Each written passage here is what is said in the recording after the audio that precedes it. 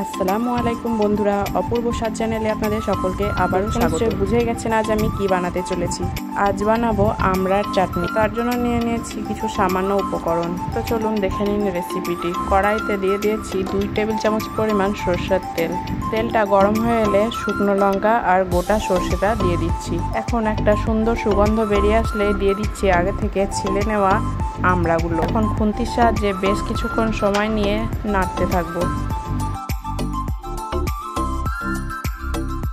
এখন দিয়ে দিচ্ছি অল্প পরিমাণে লবণ আর দিচ্ছি অল্প পরিমাণ হলুদের গুঁড়ো। এখন হলুদ আর লবণটা ভালোভাবে মিশিয়ে নেড়ে চেড়ে নেব। এই আমড়ার চাটনিটি অনেকের কাছে আমড়ার অম্বল বা আমড়ার টক নামে পরিচিত। আপনারা কি নামে জানেন অবশ্যই কমেন্ট বক্সে জানাবেন। বেশ কিছুক্ষণ নেড়ে চেড়ে দিয়ে দিচ্ছি জল। এখানে আমি আরও কিছুটা জল দিয়ে দিচ্ছি। এখন একটি ঢাকনা চেপে প্রায় 5 মিনিটের জন্য সিদ্ধ করে নিব। গ্যাসের ফ্লেমটা কিন্তু লোতে রাখবেন। 5 মিনিট পর ঢাকনা খুলে দেখে নিচ্ছি আমড়াটা 50% সেদ্ধ হয়ে গেছে। এখন চিনিটাও দিয়ে দিচ্ছি।